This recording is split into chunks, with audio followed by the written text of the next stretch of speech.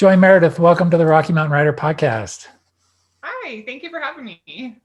It's great to have you back on. It's been almost, 2 3/4 years or something like that, but today's a big day. We're talking on April 1st, and it's no joke, no fooling. Today is publication day for your very first novel. Yay. How does it feel? It feels great.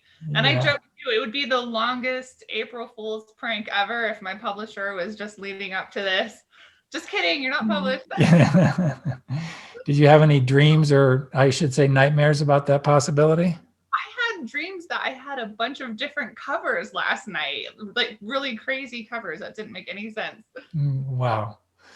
Well, congratulations. What a big moment. And for folks who pay attention to the podcast, the last time you were on, this book that's being published today had been one of the pieces that was one of three, count them three, pieces that were finalists for the Colorado Gold Workshop, not Colorado Gold, the Colorado Gold Literary Awards that year as part of the conference.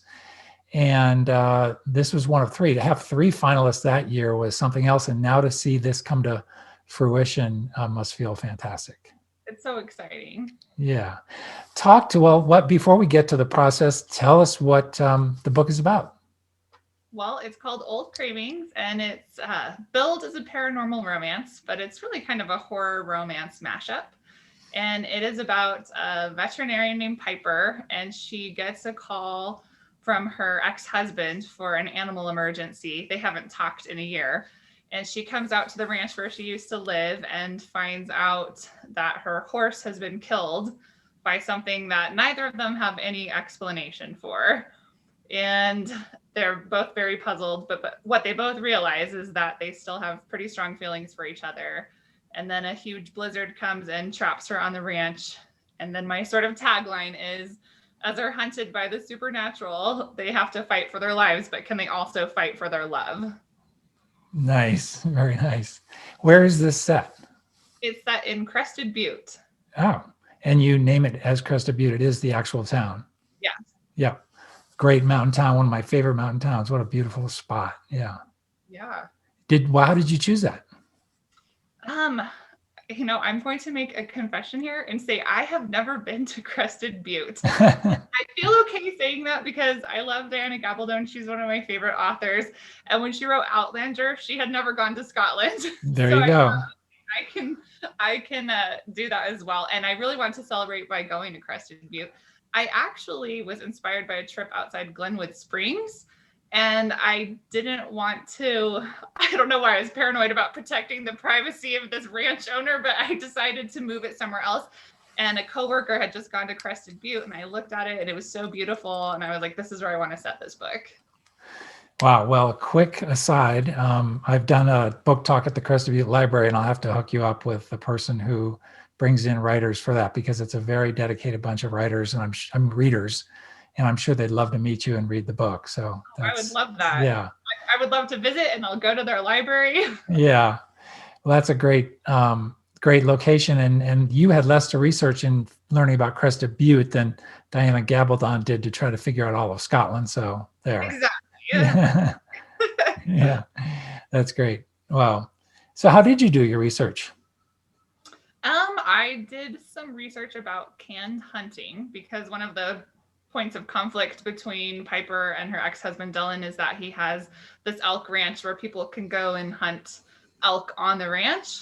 And it's kind of a gray area with something like elk, but I was just really shocked to find out how much canned hunting there is in the US. So I did a little bit of research about that. I did some research on mythology and the Wendigo, which I didn't end up using. Just because I was trying to be respectful of Native American cultures, but that was an inspiration for some of the things in my story. And I don't want to give away too much, but I had to research some prehistoric animals as well. That's great.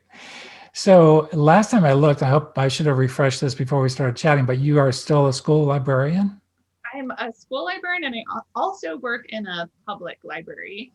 So I'm going to be transitioning from a school librarian job. Next year, I'll just stick with public libraries. But yes, libraries are where I love to be. Yeah, well, and I would think as a librarian, the research must be fun.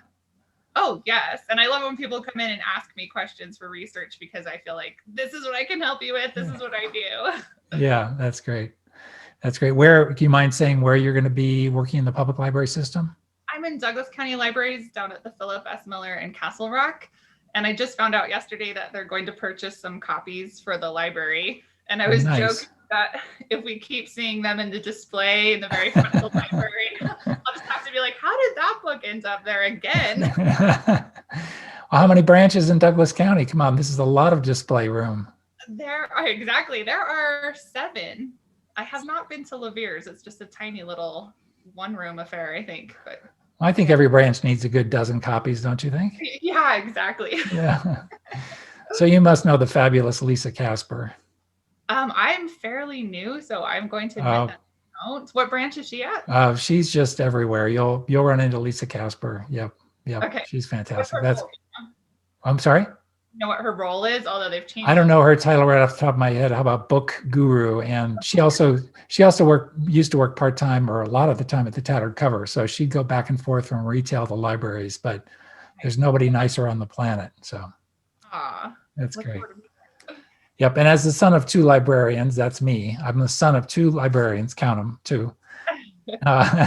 What a lucky way to grow up. But anyway, thanks for all you do for books and information and for library users. So that's great. Thank you. Yeah. How did you mash up romance and horror? How do you know enough is enough on one side or enough is enough on the other side? Well, I remember sitting in a workshop at a writing conference where they were talking about romantic suspense. So I think there's some parallels between that. And they had said, if your story would fall apart without the romance story, then you just have a suspense story. So when I was writing my book, I tried to think, what would this story look like if I took out Piper and Dylan's relationship, and would it still work? So if it ever got to that point where the horror was eclipsing that, then I knew that I had gone too far. Interesting. Did you, so that was the constant reminder as you wrote to yourself? Yes. That's great. Wow. Very cool. So tell us more about Piper. What is the main driving elements in her character?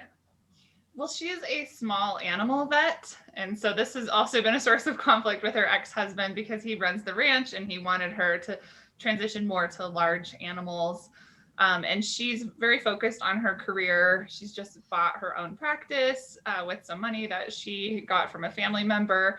And her ex-husband had been wanting to start a family right away.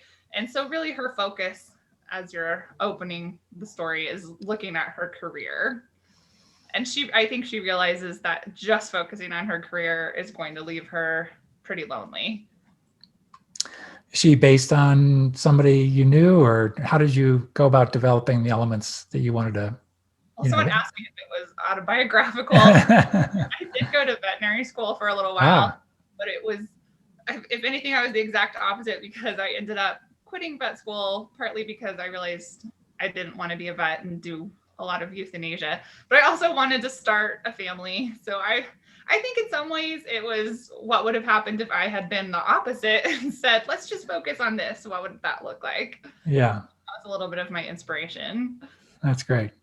So talk to us a little bit about the process from winning that award in 2018 at the Colorado Gold Conference. What was the last 30 months or so like in terms of getting this to publication, to today's big date? Well, I went the sort of traditional route of querying agents, and I felt really good about this book. It was one of the fastest books I've ever read, and I just felt so in the zone when I was writing it, and I had good feelings about it. And when I started querying agents, I got a lot of requests for fulls, and I was like, yes, this is going really well. And then it sort of culminated as the rejection started trickling back in with one heartbreaking rejection from an agent at Writer's House, which would have been a dream. And she said, I'm so sorry it took so long to get back to you, but it took me a really long time to decide on this one because I love it so much. But ultimately, when we've tried to sell books that had a horror romance mix, we've really struggled to sell them to publishers. So I'm going to have to pass. And at that point, I felt like I hit a crossroads of, do I keep trying this more traditional way? What is my actual goal? Do I give up on this book and just focus on marketability or write what I love. And I was really fed up. I went to a lunch with some writer friends from the Southwest Littleton group. There's some ladies at lunch. And Sue Hinken was there, and she's published with Literary Wanderlust. She's like, Joy, just query them, my editor, Susan Brooks, there, and see what happens. And so that's what happened. And she offered me a publishing contract pretty quick, and here we are. Yeah. And what was the experience like in the last whatever number of months it's been in terms of getting the manuscript ready? What was it like working with Literary Wanderlust? They've made it really easy, and she's great. She's really responsive. I love Susan. And I think it's been a pretty easy route for me. I was lucky there wasn't really heavy edits on my book, so maybe I got off light. But yeah, it's been a smooth journey. Yeah. She's got a whole team of editors. Did you get assigned to one? Yes, I did. So she was my editor, and then I had a copy editor. Gotcha. Sort of run through. Gotcha. And how long a process to get ready for today was? How long ago did you sign that contract? My goodness, I think it was October of 2019. But okay, the world has been crazy. Yeah. All this past year has been so strange. It's just kind of throwing everything off. Yep. And what about the other two projects that were finalists in the Colorado Gold contest that year? What's happened to them? What's the status of those projects? I've sort of set them aside, but it's interesting because my one book, Something Out of Nothing, that was more serious, that's women's fiction, is something that I hold out hope for maybe one day with a larger publisher. I mean, that's like a dream, but you never know. And then I don't know. We'll see what I do with my McSham and the Whim Wham book. I might show it to Susan. I think you better pronounce the name of that book again a little more slowly, because that's a mouthful. McSham and the Whim Wham. Yeah. That in that Scottish hotel where people are kind of trying to live their Outlander dreams. Yeah, with all the like hottie Scotties walking around. And Whim Wham is a dessert in Scotland a long time ago. It was kind of like a trifle. And then I wrote the second one, which is McThistle and the Haggis Whistle. And then I'll work on the third one, which is McMurray and the Furry Scurry. And then I'll call it good. And we'll see how I decide to try to publish those. Right. Yeah, it's a tough choice, just going back to the whole issue. I mean, and not to say that Literary Wanderlust is, it can feel like it's lesser than after you're going for a big New York agent like Writer's House, obviously. But it is a big decision. How long do you wait for the doors of traditional publishing to open up? And if you get an agent, that's great, but it's still almost feels like a lottery ticket to get noticed by a big house. Absolutely. And I have writer friends who have had agents for years and they still aren't published, even with agents. It's just such a tough business. Publishers are so selective about what they're going to take risks on right now. And I don't think there's a lot of room for, I don't want to say like smaller books, but books that aren't high concept or timely, sort of issue related books that end up being like those breakout bestsellers. So right. I think small presses offer a place for those more unusual books. So I'm really grateful for them. And sounds like you may have made a little community among the Literary Wanderlust writers in her group. Well, definitely knowing Sue. Yeah. And I also reached out to another author with them and wanted to know what her experience was like before I went ahead and signed that contract. So that was a good thing that That's great. Her experience with them too. Right. So as we come out of the pandemic, if we are in fact coming out of the pandemic, and if we all smarten up and help each other get through this, and not, if we don't go backwards, like I guess France is now back to full lockdown based on the fact that they couldn't quell their numbers.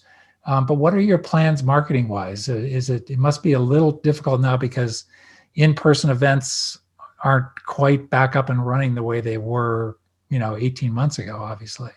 No, and the Tattered Cover is going to carry a few copies of my book, and they did say that they would do an event with me.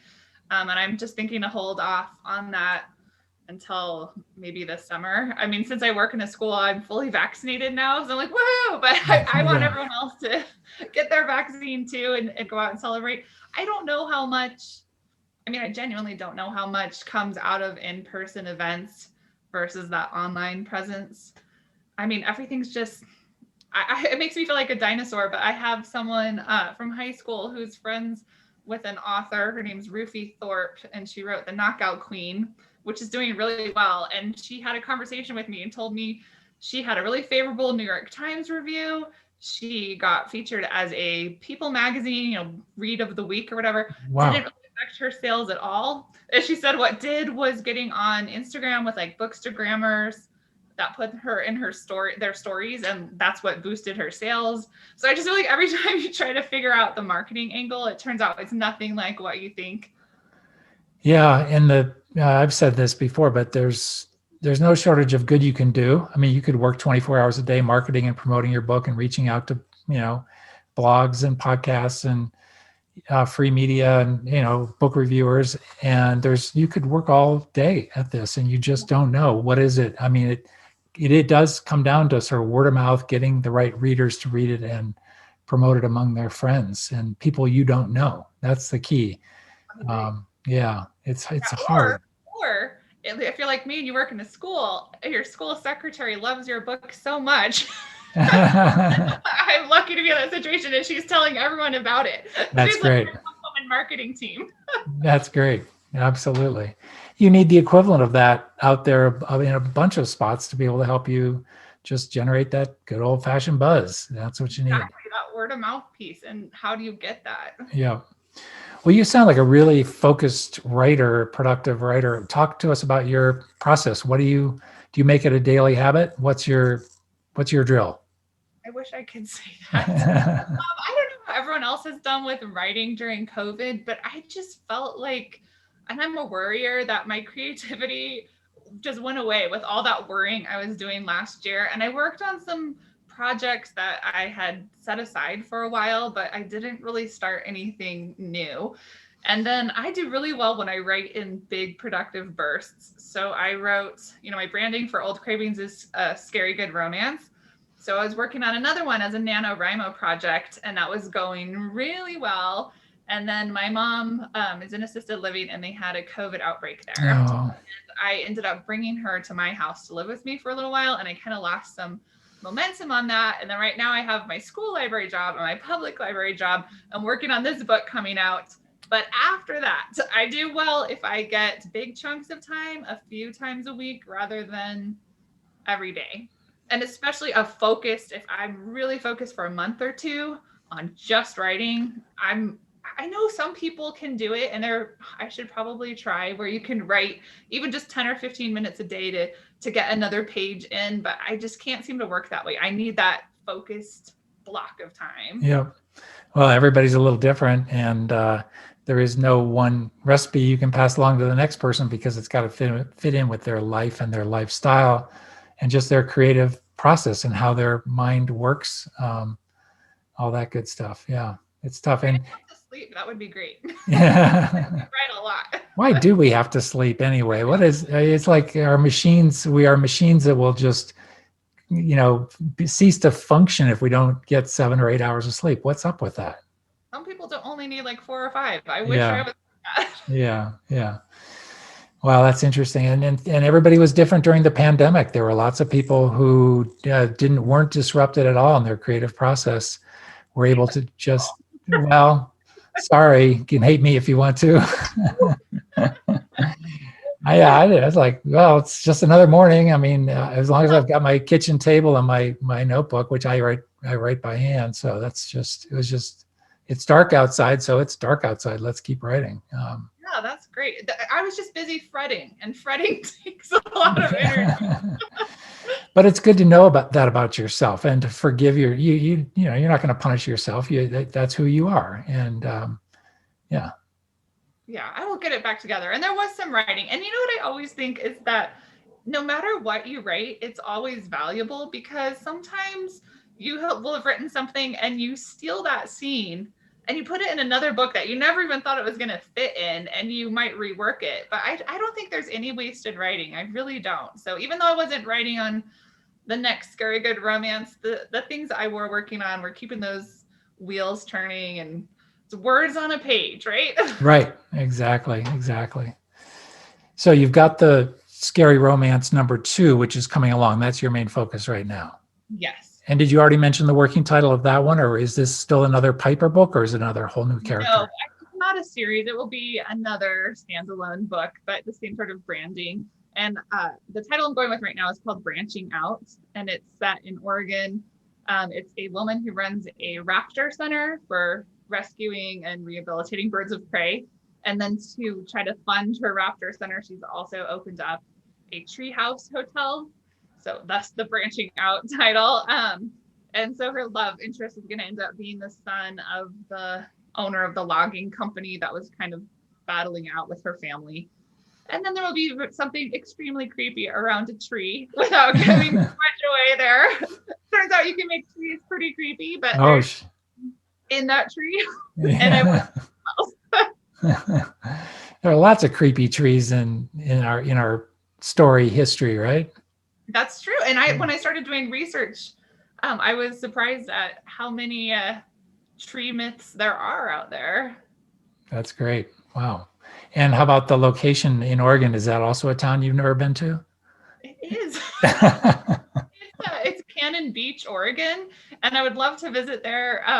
People who know me know I'm such a geek about the Goonies. Like, I love that movie so much. So that's where they filmed that with that big rock out there. Yeah. So I've set it just a little bit inland from it, but I'm not calling it that. I'm calling it Cedar Beach.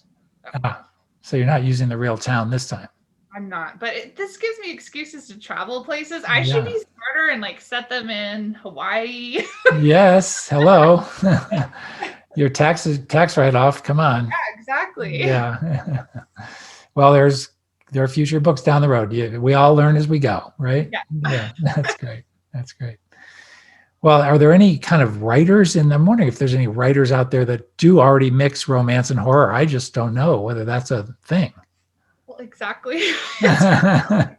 I'm trying to do comps. But I mean, some of my reviews, I think people are enjoying it, and it is kind of new. I mean, I know there's like Darcy Coates writes some that I sort of mix in. I mean, I love Simone St. James. She's a Canadian author that does, well, her newer stuff isn't quite so much like that, but historical fiction with a ghost story and a romance sort of piece in there. When I do see it, the closest I can come to is like a haunting story with a love story on the side. Right. But not quite this. And I don't know why, because I think it's so much fun. So in a paranormal romance world, I feel like that's more a fantasy world. And then the horror romance, I like pitting the couple against whatever the supernatural threat is. So it's almost like a romantic suspense, but it's got the supernatural element in it, I guess. Yeah. Yeah. Do you feel like you could write a straight up romance if you had to, or a straight up horror novel if you had to? Well, my McSham and the Wim Wham and that series, the Clyburn Castle trilogy is what I'm going to call it. That's just straight up romance. Okay. So I have done that. I'm sure I could write horror, but I'm trying to say the difference is I don't want to be horrified when I read a book or watch a movie. I want to be scared. So the comparison I give it to is like Stranger Things. Like Stranger Things is so much fun and it's scary, but I don't know that you would classify it as a horror. So I don't know. There's kind of a line. There is kind of a line. That's such a great example because there's so much good humor and kind of just, I mean, with the kids in there and everything, you're not going to go way over the top with blood and everything, but it's more monstery, alien-y horror. Yeah, and I mean, a little gore is fine too. I think. Yeah. Okay. Tone, like you said, like if you have the humor, and I've started reading Stephen King. I mean, I've read more of his recent stuff, but I just read Pet Sematary. But I'm surprised by his humor. Yeah. I mean, he always uses humor, and I think that's what saves it from sometimes going too far over the line. So I think obviously he's straight horror, but you can control your tone even when there's scary things going on. I mean, think about something like Jurassic Park, that's horror when you think about it. Right. But no one describe it that way because it's just so fun and action and yeah. Yeah, that's great. Very good. Well, it's been great getting a rundown of the whole project. So I want to point out that you are Joy Meredith, but you chose a author name, and I wanted you to just chat about that, because if people go look for it, they need to look for Old Cravings under the name Joy Jarrett. That's Correct? Jarrett. Right. Why did you choose to use a pseudonym, and how did you pick one? That's my maiden name, so that was easy. I liked the alliteration of Joy Jarrett. Yeah. But the truth is that there is a Joy Meredith out there already who's an author that had an Amazon page and her own website. And I think she wrote a book that had to do with preparing your estate for when you die or something. Yeah. I thought, you know what? I'm just gonna go with my maiden name. And I don't know if that hurt my husband's feelings. Hopefully not. I visually like the way Joy Jarrett looks with the double R, double T. So there you go. My mom was excited. Yeah. That's excellent. That's excellent. Well, Joy, thank you so much. And we wish you well getting the book out there. As I didn't give you a heads up on this one because I didn't, but we always close our podcast with giving you a chance to recommend another writer, a book out there, something that you just want to pay it forward and recommend that our listeners check out a particular book or a particular writer. So now's your chance to sort of pay it forward a little bit. Oh my goodness, pay it forward. Well, I know that Sue Hinken, who helped me with Literary Wanderlust, has her book, The Mermaid Broker, out. So I would say go out and buy her book. There you go. Okay, keeping it in the clubhouse there, the Literary Wanderlust clubhouse. That's fine. Very good. Well, Joy, thank you so much for your time, and we will catch up with you, as I like to say, down the road next time. All right, thank you so much for having me.